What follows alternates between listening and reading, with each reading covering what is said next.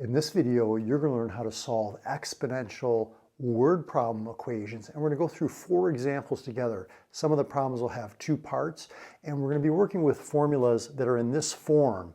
Y equals AB to the x. We're going to be working with half-life, time to double, as well as exponential growth models and exponential decay models. So let's dive into this first example. See if you can do this one on your own. A small town of 1,000 people is growing at a rate of 3% per year. How many people will be in the town 5 years from now? And how many years will it take for there to be 1,500 people? Okay, so in this case, what we're looking at is basically it's growing at 3% per year. We're starting with 1,000 people. So if we use our exponential growth model here, A is equal to 1,000. And then 1 represents like 100% or the original amount, plus an additional 3%. Make sure you convert that 3% to a decimal by moving it 2 places to the left. And then the t is the time, that's going to be 5 years.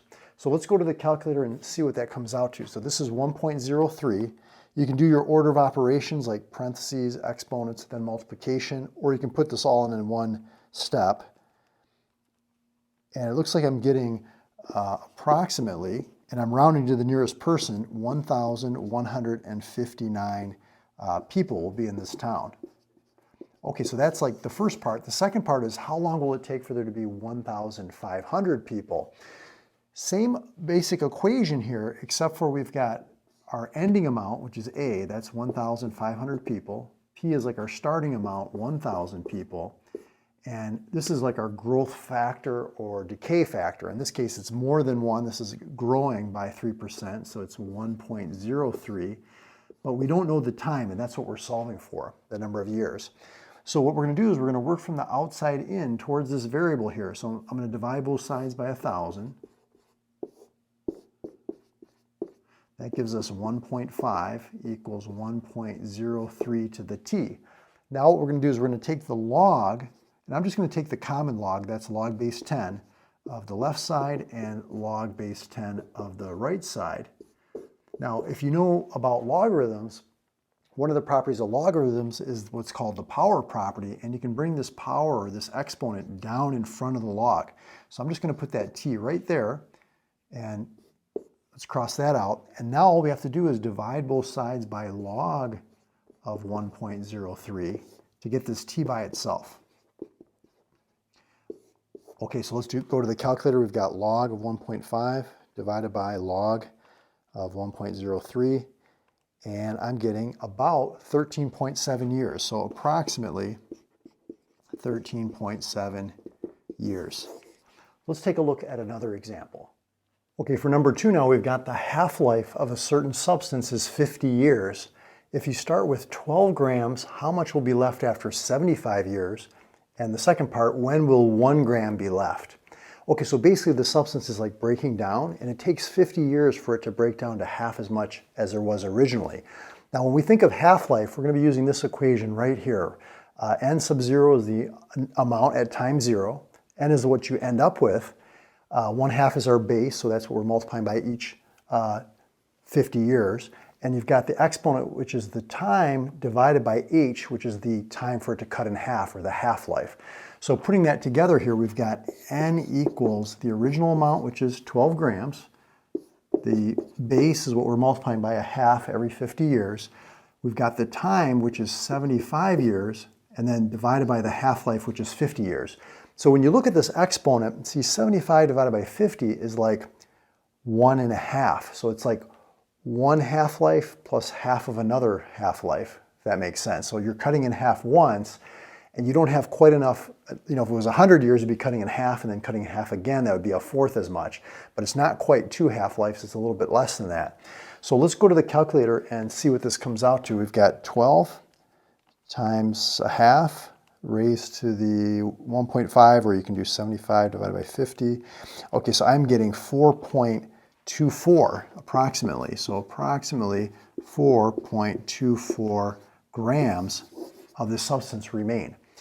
Which kind of makes sense, because if we start with 12, if you cut in half once, that would be 6. And then if you were to cut in half again, that would be 2 half-lives, or 100 years, that would be 3. So we're somewhere in between 6 and 3. Yeah, that seems to be about right. Now, how long will it take for there to be 1 gram left? So we're ending up here with 1 gram. We're starting with 12 grams. Our base is 1/2. That's what we're multiplying by. And the time we don't know, but we know the half-life is 50 years. Okay, so how do we solve this? Well, again, working from like the outside in towards that variable, I would divide both sides by 12. Okay, so that gives us 1/12 equals 1/2 to the t divided by 50. We'll take the log of both sides, and I'm just going to use the common log. You can do log base 1/2 of both sides. You could even do the natural log of both sides. Here, let's do the natural log. So we'll do natural log of 1/2, natural log of 1/12 equals natural log of 1/2 to the t over 50 power. But remember that power property, you can bring that exponent down in front of the log, or in this case, the natural log. And now all we have to do is divide both sides by natural log of 1/2. Okay, and so these cancel out. And then to get t by itself, instead of dividing by 50, we're going to multiply both sides by 50.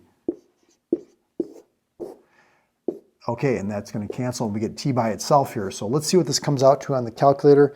We've got, let's see, natural log of 1/12. Okay, divided by the natural log of 1/2 times 50. So that comes out to approximately 179.2 years, we'll say. So that's about how long to be left with just 1 gram. Let's take a look at another example.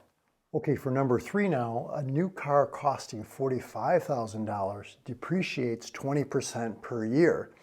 How much will the car be worth in 5 years? And when will the car be worth $3,000? So a two-part question.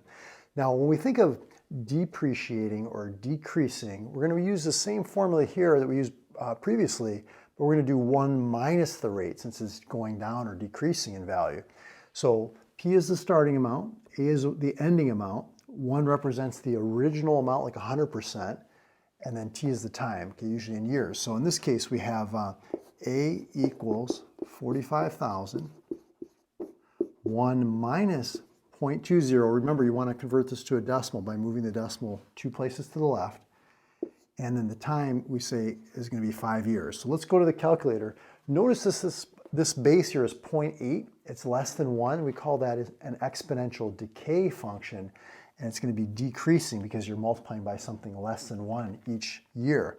So in this case, we've got 45,000 times 0.80, which is 1 minus 0.20, raised to the 5th power. So it looks like this car is going to be worth $14,745.60. Okay, now when will the car be worth $3,000?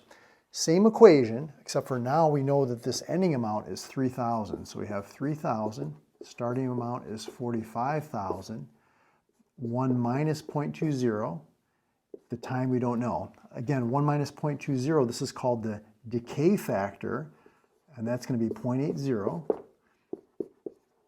But notice our variable is up there in the exponent position, which means we're going to have to use logarithms. So first thing I would do is, again, working from the outside in towards that variable, I'm going to do the opposite of multiplying by 45,000. I'm going to divide both sides by 45,000. Okay, so that comes out to, let's see, 3,000 divided by 45,000. It's 1/15, okay, equals 0.80 to the t. But what I'm going to do is, because that variable is in the exponent position, I'm going to take the log of both sides, okay, and then I can use that power property of logs to bring that variable t down in front of the log. We'll then divide both sides by log of 0.80 to get t by itself. So let's see what that comes out to. So log of 1/15 divided by log of 0.80, and I'm getting about 12.1 years. So it'll take about 12 years for it to depreciate to about $3,000. Let's take a look at one last example. See if you can do this last example on your own. We'll go through it together. And while you're doing that, I just wanted to let you know, if you like the way that I explain things and you've been following my videos for some time, you may be interested in getting my Algebra 1 and my Algebra 2/College Algebra video course that I have for sale. So check out the links in the description or over on my About page. Those excellent resource if you're interested in diving deeper into those topics. Let's finish this last example though. We've got a certain bacterium that doubles every 3 hours, okay? If there are currently 20 bacteria, how many bacteria will there be in 2 days? Now here we're talking not about cutting in half, but rather doubling. So we're going to be using this formula right here, where this is our starting amount, or amount at time 0. Our growth factor is 2, we're doubling each time, and a raised to the time divided by the time to double. So in this case, let's see, we've got a number of bacteria. We're starting with 20 bacteria, doubling.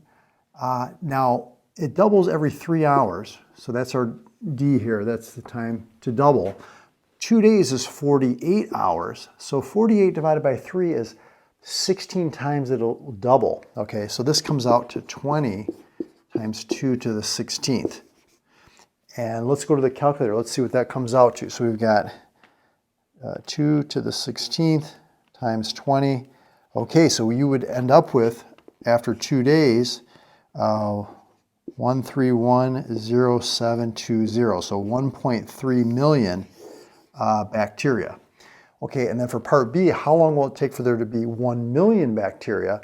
Same basic equation, except for now we're ending up with 1 million bacteria. We're starting with 20 bacteria. We're doubling. We don't know the time, but we know that they double every 3 hours, okay?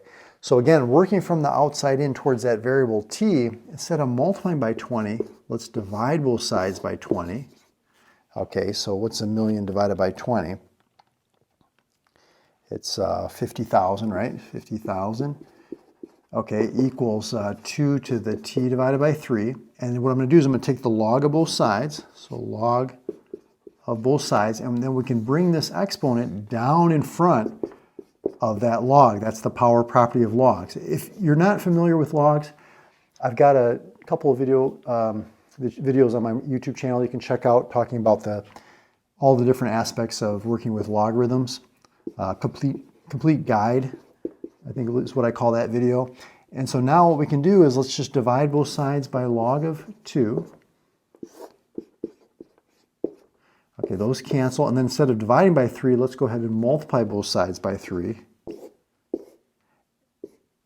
And that'll give us our time by itself. So let's do that. We've got log of 50,000 divided by log of 2 times 3. Okay, so it's going to be approximately 46.8 hours. And you can see here, this was 48 hours, and C was 1.3 million. Here, this is a little bit less time because it's only 1 million bacteria, not 1.3 million. So great job if you're able to follow this video. I'll put a link to another video I did right there talking more about exponential functions if you want some more practice, and I'll see you over in that video. I'll talk to you soon.